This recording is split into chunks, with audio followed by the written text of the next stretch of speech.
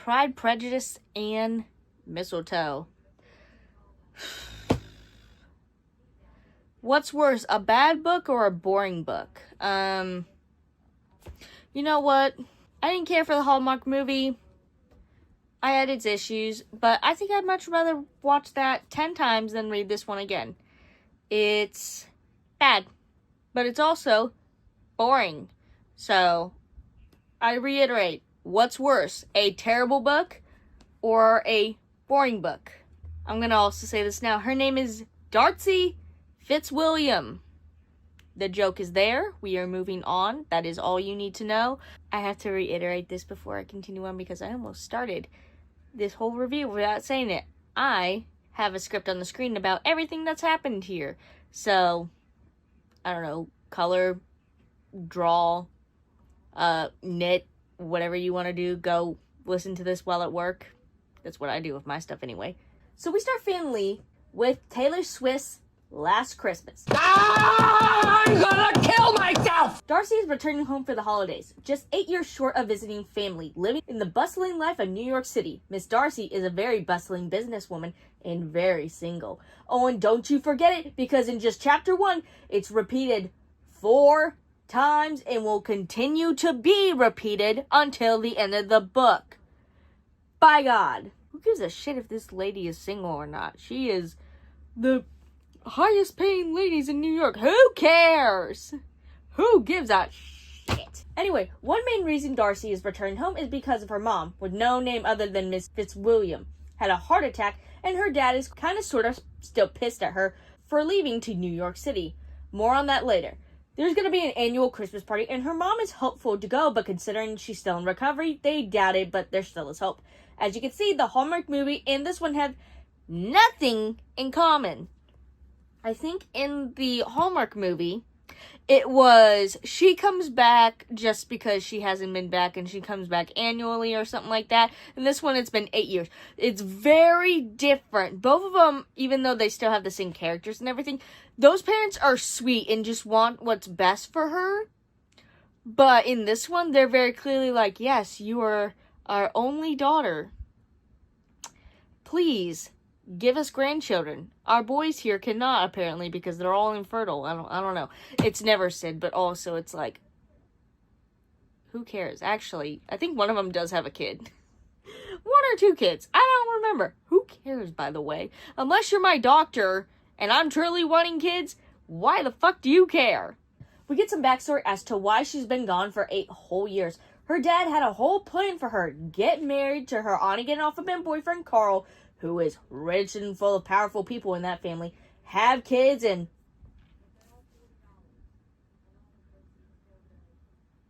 need I say more? But of course, Darcy isn't up for that, and her dad threatens to cut her off money-wise if she does want to do things her way. She did just that and made a name for herself, and Papa is very butthurt in that she's doing well without his help. No man and no kids. December 19th comes around as the Christmas party is in full swing and some random ex of Darcy's just chats her up. Not just him, but his pregnant wife, who asks her when she's going to get married and have kids. Why does this ex's partner, mind you, why do you care? It's not like, hey, I'm part of the family, or hey, I'm your doctor. Why do you care? The only good thing about this party is that her best friend Bingley shows up and brings up the good old days and generally makes her laugh and feel good. Date him! Move, I'm gay. Jim laughed, not breaking eye contact. Bingley smiled, pleased with himself. If Darcy knew Bingley at all, she knew he had a crush. Darcy would probably have a crush on Jim too, if she hadn't known that he was gay and would never go for a girl like Darcy anyway. Jim was grounded and centered. He valued service, education, and even touched spirituality. The last thing he cared for was status, luxury, and vindication, the pillars on which Darcy thrived. On her way to go check up on her mom, Darcy bumps into Jim's older, straight brother, Luke. Darcy won't admit it, but she kind of has the hots for him. They argue before realizing there's mistletoe above them. They kiss, but Carl is there and is kind of hurt since apparently they were together not even 2 months ago. This is the part you say goodbye, but instead she tells him that they'll meet up for coffee tomorrow so they can talk. Some backstory on Darcy and Carl. They started dating back in their sophomore year of high school, but one day during a party, Carl had sex with another girl. While Darcy said that she did forgive him, that was where her love fizzled out for him. And they began breaking up and then dating and then breaking up again. Honestly, at this point, I would have said, sayonara, bitch, and then leave because you deserve better. But apparently, she doesn't feel that way. I feel bad for her, but also not too much at the same time because she's a raging bitch inside of her head and sometimes externally, like how Bella Swan is. She is awful to everyone because she thinks her opinion is correct, and the only thoughts in her head are the ones that she thinks are right, and no one else's matters. Mind you, half of the time, yeah, I don't like these people either. But guess what? When I'm in your head and think, wow, these people kind of had the right to be mean and abuse you, yeah, that's not a good sign. Carl gives her an ultimatum. By Christmas, it's either they stay together and get married or he walks. Bye, Felicia. I'm also realizing how different this book and the movie are, and I'm so thankful the Hallmark movie decided to tone down the misogyny. Took them almost a decade, but baby steps. Just baby step. Watch me watch one movie that came out this year, and it's like, hey, woman, you need to stay in the kitchen because men are here. And I'm over here going, oh, what a green flag. Hey, Luke said with a hint of flirtation in his voice, looks like you're under the mistletoe again. God damn it. Watch your profanity. Darcy cursed. What is with my family and mistletoe? Hang it up in one place, sure, but all over the house? I mean, this is just excessive. Good thing this time I am under it alone. Not anymore, Luke said, sliding up next to her so that they were both once again standing close under mistletoe. So, Bingley and Jim get together but almost immediately break up because Darcy tells them that they may be moving too fast since he'll uproot his life from LA to Ohio after a day of dating. He tries to chase after him as Luke walks in with his new fiancée, Charlotte. So he's been cheating, lovely. Anyway, doesn't also help that Darcy has everything negative to say about this woman, her ring, and just the situation in general. Oh, but it wasn't cheating. They were on a break. We were on a break! One of Darcy's brothers are going to Harvard, but Darcy could not be happy for him. Oh, brother, this guy stinks! But she can be happy for the fact that her mom is cleared to do fun activities. Darcy and Bingley go ice skating as Carl is there too. She says that she still loves him even though it was true before, but not anymore. But she still lies and Carl couldn't be any happier proposing to her. Am I dead yet? I'm thinking a summer wedding, sir, Carl said, which was the first Darcy had heard of this. Please, Mr. Fitzwilliam said. Call me Dad. Call me Daddy. They tell the parents and already try to control where she's going to get married and even who's going to be there. A.K.A. you woman, you no longer work and be powerful like you had made yourself to be. Page 111, we have a sex scene. Well, a fade to black after Darcy's bra comes off and her complaining that Carl is still clumsy in bed. But just what I needed to hear about this fucking guy. Darcy is headed to the airport but has a terrible, terrible inkling that she has to get this off of her chest.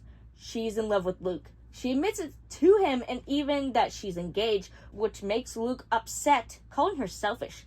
Like how you were selfishly kissing her under the mistletoe and technically still being in a relationship. Yeah, how selfish. She's going back to work on Christmas Eve, mind you, as she gets to work so she doesn't have to focus on Luke or anything else. Carl arrives to New York and takes her to dinner only to ask why she wants to be caught up on her family now and especially when it involves Luke. Her fucking mom just had a heart attack. It's been 8 years. She nearly lost her mom. She kind of wants to rekindle the relationship, especially since it's kind of going alright. You absolute jackass. Anyway, she breaks up with Carl and escapes to Ohio to try and get together with Luke. Again, I reiterate, he is engaged. So she kind of comes back because Luke's brothers get into some trouble. Like, could go to jail for how bad they were. They graffitied the school and are now facing military school. Darcy goes to the principal and says she'll pay for the damages if she doesn't send them to military school since they'll come out worse. She agrees and tells Bingley to keep it a secret. But he's got a bigger one. Today, on Christmas, mind you, they're going to be doing their wedding dinner ceremony. They're speeding up the wedding. She has a panic attack before passing out from dehydration. That's what you get for drinking all your problems away. The worst thing is that Bingley called her parents Give this man a medal. He's a good best friend. Anyway, her parents know she broke it off with Carl, and with this happening, they're not upset and are sorry. And all it took was a scary 911 call for this to happen. That's twice that this has happened to this family, and life has changed for them. One with mama, one with daughter. Can you see the irony here? The dad says he's proud of her and only was mad that she was going to do things her way. Because that's going to make things better. Just straight up be mad at her for the rest of the time instead of getting over it and seeing how your daughter has grown as a person. They ask her to move back in and even would give her the guest house, as she kind of wants that since she's really lonely in New York and she could always be in her dad's business anyway. She's prepared to go to Luke and his new fiance's dinner after some convincing from Brindley and shows up to the reservation to it empty. She thinks she's got the wrong address only to see that it's just Luke. He called off the wedding. He apologizes to her and he says that he loves her and they kiss.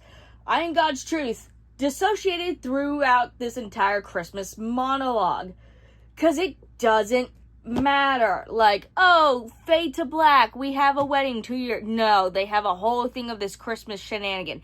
I dissociated really hard to the point where I blinked back in and it was still nothing. Oh my God, you got me an iPod for Christmas. I don't care. Luke comes over for Christmas dinner and the marriage is already being asked. And then Binley puts in Darcy's head that Luke may still think that she's selfish. Yes, we are 33 pages from the end, and now he's trying to get back at her from doing the same thing as before, but, like, she said the truth. You knew each other for a day. Anyway, she breaks up with him and thinks that he'll follow her for just blurting out that he knows nothing about her, which, yes, because you've been dating for less than a week, he knows you, but he doesn't know you, which you can still do while dating him.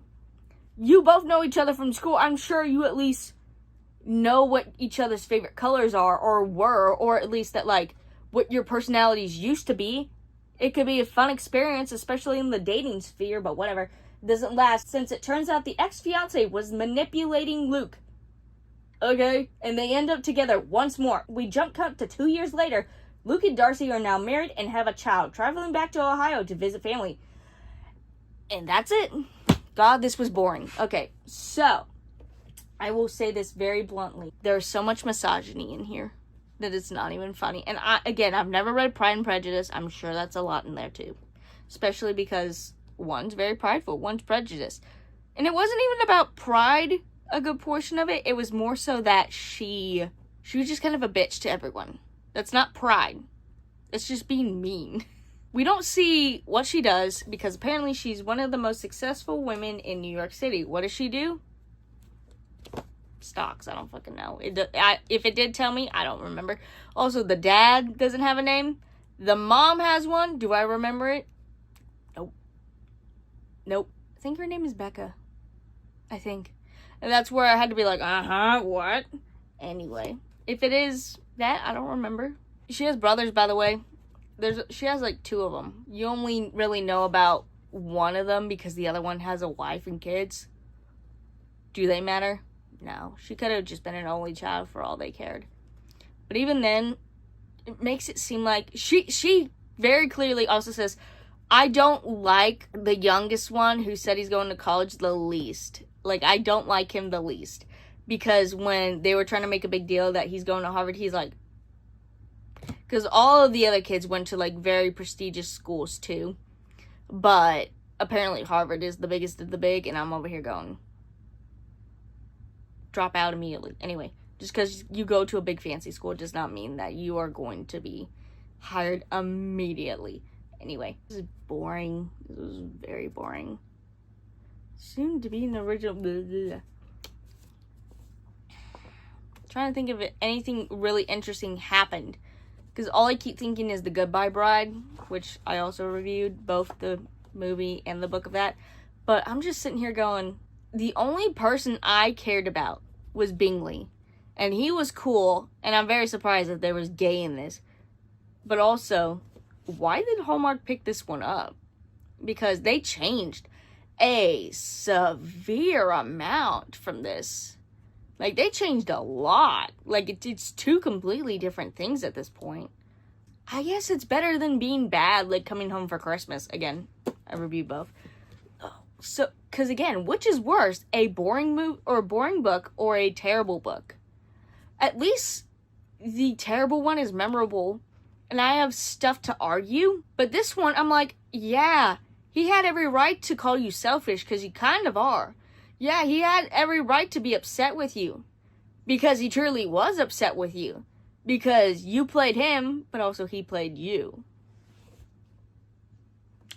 I have actually the next book I'm going to review, because there's a couple of others. Like, I have a whole playlist, but look at, can you see the sticker? Actually, I don't even think you can really. It's so blurry. It's very blurry, but everything else here, because this is obviously added in. This animation is very, or this stock photo is very, very. This is also another one that is a series of books. Will I read it? Yeah, because it's the Hallmark movie thing. Oh my gosh. Anyway, I'll see you on whatever I do. A movie, a book review, whatever I decide. See you next time.